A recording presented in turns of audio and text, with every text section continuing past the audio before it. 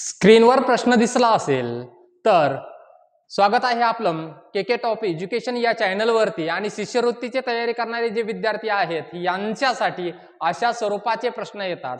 आकलनाचा video पाहिला नसेल तो पहिला बघून घ्या।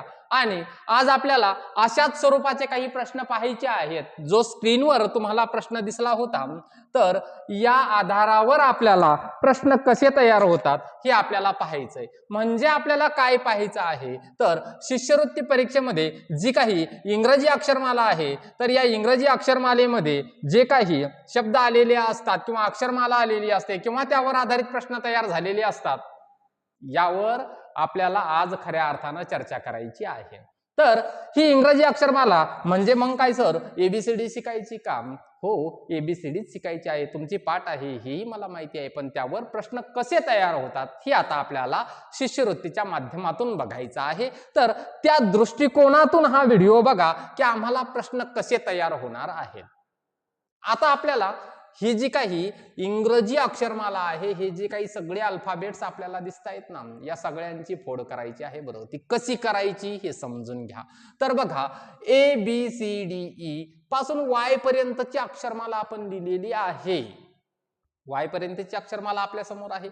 झेड आपण घेतलेला नाही यामध्ये, आणि तुम्हाला परीक्षेमध्ये पण तो झेड घेतला जाणार नाही। बरोबर, वाय पर्यंतच घेणार आहे, काळजी करू नका। बघा, तर अशी आपल्याकडे ए पासून झेड पर्यंत अक्षरमाला आहे। आता मला पहिलं एक सांगा तुम्ही, टोटल इंग्रजीमध्ये अल्फाबेट्स आहेत किती? बरोबर, 26।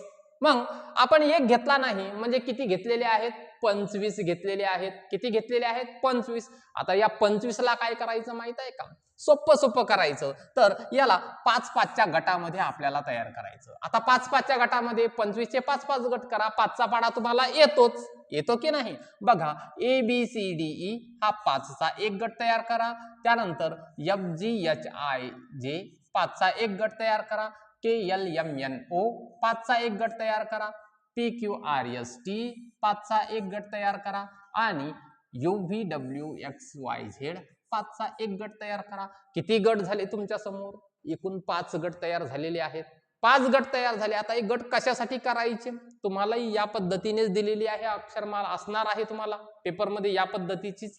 तर बघा, गट कशासाठी करायचे तर आपल्याला एल हे अक्षर नेमकं कोणत्या स्थानावर आहे, कोणत्या क्रमांकावर आहे, डावीकडून उजवीकडून विचारलं तर आपल्याला पटकन सांगता आलं पाहिजे। आता डावीकडून उजवीकडून म्हणजे काय? अगोदरचे व्हिडिओ पाहिले असतील तर लक्षात आलं असेल। आपला डावा हात असं आपण तोंड करून उभे राहिलो, पेपर आपल्या समोर आहे, डाव्या हाताच्या बाजूला डावी बाजू, उजव्या हाताच्या बाजूला उजवी बाजू। जर आपण एल हे या अक्षराचा विचार केला तर डावीकडून कितवा आहे? मग काय एबीसीडी असं मोजत जायचं का? काही गरज नाहीये। तर आपल्याला माहिती आहे, पहिला गट 5चा, दुसरा गट 5चा, 5 आणि 5 10, 10 आणि हा एक 11 आणि हा 12। लगेच आपल्याला शोधता आलं की 12व्या नंबरवरती कोण आहे? एल आहे। कसा वाटतोय व्हिडिओ? आवडत असेल लाईक करा, सबस्क्राईब करा, मित्रमंडळींना शेअर सुद्धा करा। त्यानंतर आपण आर अक्षर मोजूयात। डावीकडून कोणत्या क्रमांकावर आहे तर 5 1 5, 5 2 10, 5 3 15, 15 आणि 3 18व्या क्रमांकावर आहे। येतंय लक्षात? म्हणजे अशा पद्धतीने आपल्याला अक्षरमालेमध्ये इंग्रजी अल्फाबेट्स मध्ये आपल्याला कोणतं अक्षर कोणत्या क्रमांकावर आहे, डावीकडून असू द्या उजवीकडून असू द्या, मोजणं एकदम सोपं जाणार आहे की नाही? सोपं। चला पुढे। आता इथे दिलेले आहेत ओव्हेल्स। ओव्हेल्स कोणत्या आहेत इंग्रजीमध्ये माहित असणं गरजेचं आहे। ए ई आय ओ यू अक्षरमाला शिकत असताना यांचे क्रमांक लक्षात असणं गरजेचं आहे।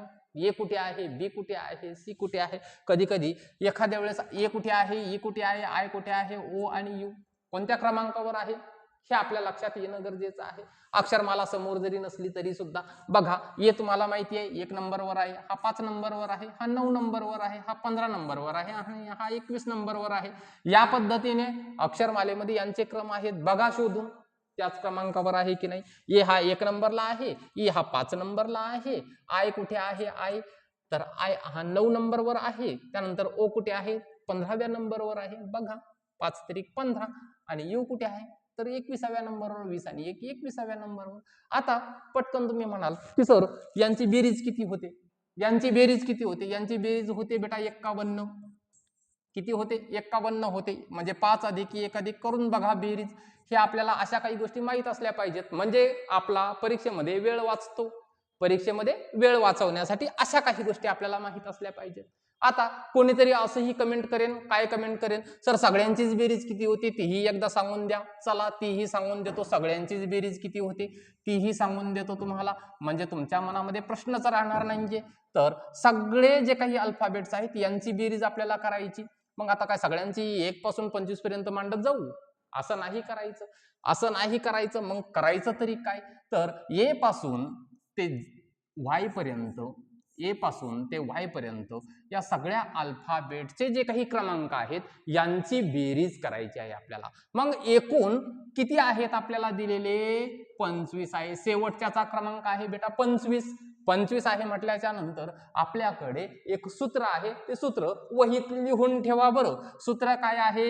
एकूण बेरजेसाठी n+1/2 असं एक सूत्र आहे, याला लिहा वहीत. आता हे n कुठून आणलं सरांनी छोटंसं? n म्हणजे एकूण संख्या. एकूण किती आहेत आपल्याकडे? 25 आहेत. 25 अधिक 1 किती होतात? 26 होतात. आता बघा बरं, 25 गुणिले 26 चा छेद 2. याचा अर्थ असा आहे 25 आणि 26 चा करा गुणाकार आणि त्याला भाग द्या 2 ने. तर मग आता 25 आणि 26 चा गुणाकार कशाला करताय? अगोदर या 2 ने 26 लाच भाग द्या ना, जातो की भाग? बघा बरं, बेक बे आणि 13 दोन्ही 26. गुणाकार करायचा आहे पुन्हा सोबत तुम्हाला, तर 25 गुणिले 13 करा. सोपं उत्तर होणार आहे. 25 त्रिक होतात 75, हातचे जातात 7. 25 एक 25 आणि 7 होतात 32. झालं आपलं उत्तर. सगळ्यांची जरी बेरीज केली तरी बेरीज येणार आहे 325. 26 अल्फाबेटचं करायचं तर मग काय करणार ते कमेंट मध्ये सांगा. जर एकूण अल्फाबेट 26 आहेत तर सगळ्यांची बेरीज किती होईल हे कमेंट मध्ये सांगायचं आहे. सूत्र ज्याने वापरलं त्याला फायदा होणार आहे. या गोष्टी गणितातही आपण बघणार आहोत. आलं लक्षात? बर, आता मध्येच कोणीतरी असंही म्हणेल, काय म्हणेल की सर सांगितलं तुम्ही आम्हाला की इथून सुरुवात केली शेवटपर्यंत 25, पण परीक्षेला आम्हाला प्रश्न विचारला की एफ पासून जे पर्यंत ही जी काही अक्षर आहेत यांचीच बेरीज करायला लावायची. आता मग प्रश्न पडला की नाही? मग प्रश्न पडला, प्रश्न पडू देऊ नका. प्रश्न पडला की उत्तर आपल्याकडे तयार असलंच पाहिजे. कसं उत्तर काढणार आहोत आपण त्याचंही तेही जरा बघून घ्या. बघा, एफ किती नंबरला आहे? 6 नंबरला आहे, तुम्हाला माहिती आहे. हा किती नंबरला आहे? 10 नंबरला आहे. 6 10. बघा बरं, मग यासाठीही काहीतरी सूत्र आहे का? हो आहे, आपल्याकडे सूत्र आहे. काय आहे सूत्र? S बरोबर n/2 आणि पहिले पद पहिली संख्या अधिक दुसरी संख्या. बघा, असा एक त्याचंही सूत्र आहे. पहिली संख्या अधिक दुसरी संख्या, पहिली संख्या अधिक दुसरी संख्या केलं की आपल्याला त्याचं मिळणार आहे उत्तर. चला आपण सोडवूयात हे सुद्धा. यस म्हणजे काय? तर या सगळ्या संख्यांची बेरीज येणार आहे. आता n म्हणजे काय? एकूण किती संख्या आहेत? F G H I आणि J किती आहेत एकूण संख्या? 5 संख्यांची बेरीज करायची आहे आपल्याला. त्याला भागिले किती येणार आहे? 2. पहिली संख्या किती आहे? F हा 6व्या क्रमांकावर आहे. शेवटची संख्या किती आहे? जे हा 10व्या क्रमांकावर येणार आहे. बघा, बॉडमॉसचा फॉर्म्युला तुम्हाला माहिती असेल. पहिले काय करायचं? कंस सोडवायचा आहे. सोडवूयात आपण कंस. 5 चा छेद 10 यांची बेरीज होते 6 अधिक 10 16. याचा अर्थ काय आहे? 5 आणि 16 हे एकमेकांना गुणाकाराच्या रूपामध्ये आहेत, तर 2 हे भागाकाराच्या रूपामध्ये आहेत. बे एक बे, बे 8 16. वरती काय बाकी आहे आपल्याकडे? 5 गुणिले 8. बघा, 8 पंच होतात 40, म्हणजेच 5 8 40. या सगळ्यांची बेरीज म्हणजे 6 7 8 आणि 9 या सगळ्यांची बेरीज किती होणार आहे? 40 होणार आहे. जर खात्री वाटत नसेल करून बघा आणि नंतर कमेंट करून सांगा योग्य आहे का. याचा उपयोग तुम्हाला इतर एक्झाम साठी सुद्धा नक्कीच होणार आहे. आला लक्षात?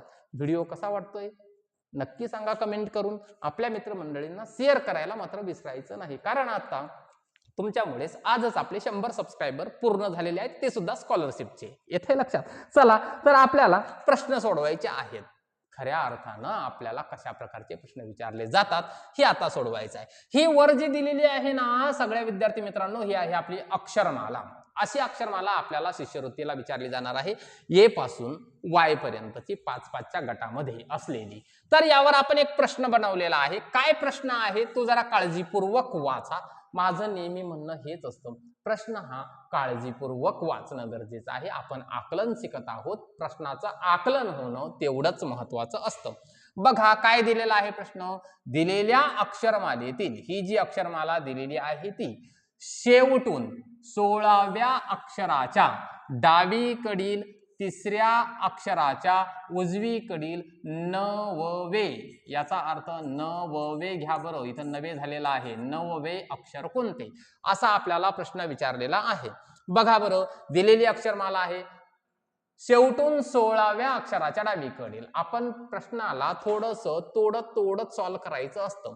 शेवटून 16व्या अक्षराच्या, इथपर्यंत थांबा, शेवटून 16व्या नंबरचं अक्षर कोणतं आहे ते एकदा नक्की करून घ्या. बघा 5 1 5, 5 2 10, 5 3 15 आणि 16वा अक्षर, 16वा अक्षर कोणतं आहे तर जे, 16वा अक्षर कोणतं आहे आपलं जे आहे. तर त्यानंतर डावीकडील 3ऱ्या अक्षराच्या, डावीकडील 3रं अक्षर कोणतं आहे याच्या, जेच्या डावीकडील 3रं अक्षर आहे जी, आलं लक्षात. त्यानंतर या जीच्या उजवीकडील 9वे अक्षर कोणते, जीच्या आता पुन्हा एकदा उजवीकडे जायचंय, 9वं अक्षर शोधायचं आहे. बघा बरं, हे झाले 3, हे झाले 5, 8 आणि 1 9, बरोबर आहे 9. तर पी हे अक्षर असणार आहे आपलं उत्तर. बघा बरं, पी कुठे आहे, पर्याय क्रमांक 2 मध्ये पी आहे. झालं उत्तर. प्रश्नाला एकदम वाचू नका, एकदा वाचला ना त्याचं आकलन झालं पाहिजे. तर प्रश्न अशा पद्धतीने सोडवायचा आहे. आपण इथपर्यंत प्रश्न सोडवला, त्यानंतर डावीकडील 3रं अक्षर शोधलं, त्यानंतर उजवीकडील 9वं अक्षर शोधलेलं आहे. येथे लक्षात, या पद्धतीने प्रश्न सोडवले तर आपली चूक होणार नाही. त्यानंतर पुढे एक दिलेली आहे आपल्याला एक अक्षरमाला आणि या अक्षरमालेवर विचारलेला आहे प्रश्न. बघा बरं, दिलेली अक्षरमाला उलट क्रमाने याचा अर्थ सुरुवातीला y घ्यायचा नंतर x घ्यायचा, या पद्धतीने लिहिली तर शेवटून 7वे अक्षर कोणते येईल, शेवटून 7वे अक्षर कोणते येईल असं आपल्याला विचारलेलं आहे. म्हणजे सुरुवातीला काय घ्यायचं आपल्याला, याला 1 नंबर घ्यायचं, 2 नंबर घ्यायचं, या पद्धतीने जर घेण्याचा आपण प्रयत्न जर केला तर शेवटून 7वं अक्षर कोणते येईल. आता शेवटून 7वं अक्षर कोणतं येईल, वाय जर समजा सुरुवातीला हल्ला तर शेवटी जाणार कोण आहे, ए जाणार आहे. मग हे बघा, हे 5 आणि हे 2, 7व्या क्रमांकावर यायला कोण पाहिजे, जी, कारण यालाच आपण उलट करणार आहोत. 7व्या क्रमांकावर जाणार आहे जी. येतंय लक्षात. चला पुढचा प्रश्न हे बघूयात. ही दिलेली अक्षरमाला आहे आणि या अक्षरमालेमध्ये आपल्याला 1 5 3 आणि 6 या क्रमांकाची अक्षरे घेऊन, आता 1 5 3 आणि 6, 1 नंबरवर कोण आहे, हा आहे. 5 नंबरवर कोण आहे, हा आहे. 3 नंबरवर कोण आहे तर सी आहे आणि 6 नंबरवर कोण आहे तर एफ आहे.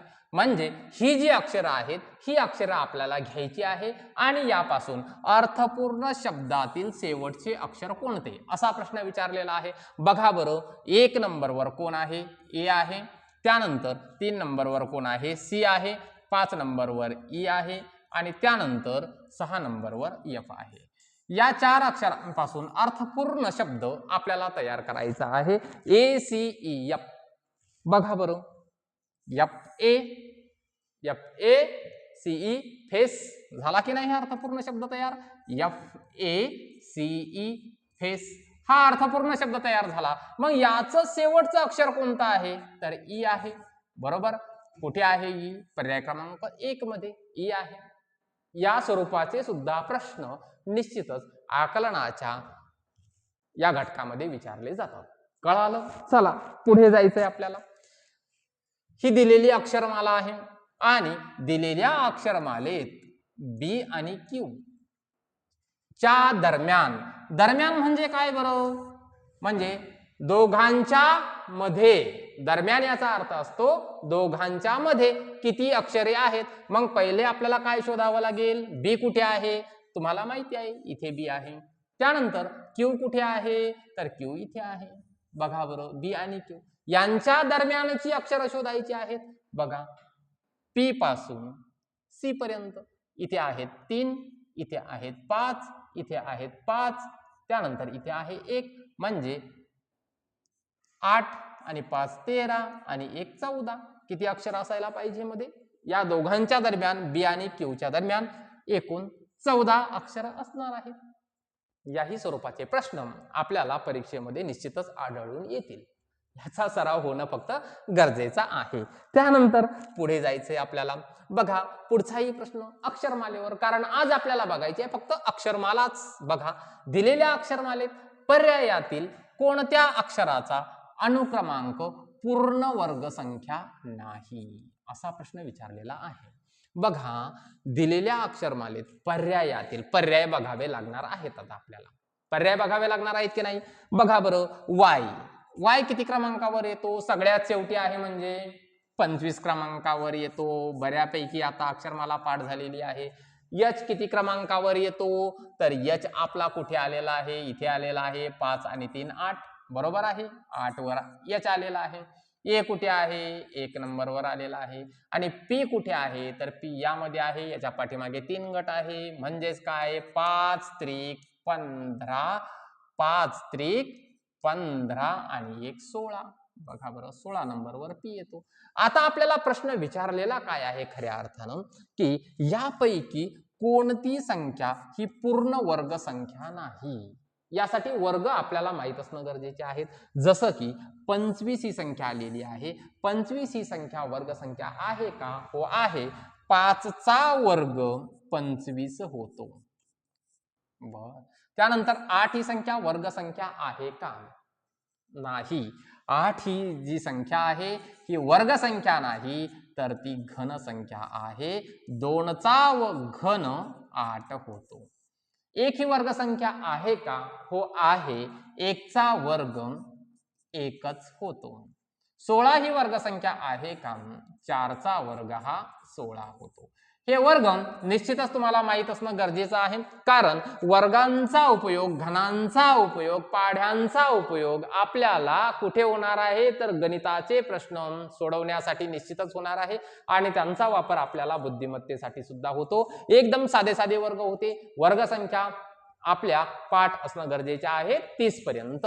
आलं लक्षात? ही जबाबदारी तुमची आहे. सगळ्यांनी वर्गसंख्या लिहून घ्या आणि त्या वर्गसंख्यांचं वाचन करत राहा. त्या आपल्या लक्षात असणं गरजेचे आहेत. वर्गसंख्या आपल्याला ओळखता येणं ही तेवढ्याच गरजेच्या असतात. बघा, त्यानंतर आता आपण जाऊयात आपल्या पहिल्या प्रश्नाकडे, की जो तुम्हाला स्क्रीनवर सुरुवातीला दिसत होता. बघा बरं, हा प्रश्न तुम्हाला स्क्रीनवर सुरुवातीला दिसला होता. या प्रश्नामध्ये आपण काय विचारलं होतं? तर ब्युटिफुल या शब्दाचा विरुद्धार्थी शब्द तयार होण्यासाठी कोणत्या पर्यायातील अंकांची अक्षरे योग्य ठरतील? म्हणजे आपल्याला काय ज्ञान गरजेचं आहे? इंग्रजीचं हे सुद्धा ज्ञान गरजेचं आहे, की ब्युटिफुलचा अपोजिट वर्ड काय होतो हे आपल्याला माहित असणं गरजेचं आहे. तरच आपल्याला या प्रश्नाचं उत्तर सोडवता येणार आहे. म्हणजे आपल्याला बराच अभ्यास करावा लागतो. बरं, समानार्थी शब्द मराठीचे लागतातच, इंग्रजीचेही लागतात, विरुद्धार्थी शब्द अपोजिट वर्ड सुद्धा लागतात. पण ब्युटिफुलचा विरुद्धार्थी शब्द आहे UGLY, अगली. बघा बरं, यू कोणत्या क्रमांकावर आहे? तर यू आपला 1 2 3 4 आणि 5 म्हणजे 21व्या क्रमांकावरती यू आहे. सापडला यू? जी कोणत्या क्रमांकावर आहे? पटकन सांगा. 5 आणि 2 7. 7व्या क्रमांकावरती कोण आहे?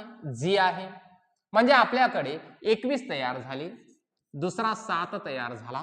त्यानंतर यल कोणत्या क्रमांकावर आहे? 5 दोन्ही 10 आणि 2 12. 12व्या क्रमांकावरती आहे यल. त्यानंतर शेवटचा राहिलेला आहे वाय. वाय तुमचा पाठच झालेला आहे. जसा ए पाठ झाला तसा वाय ही पाठ झालेला आहे. तो आहे 25व्या क्रमांकावरती.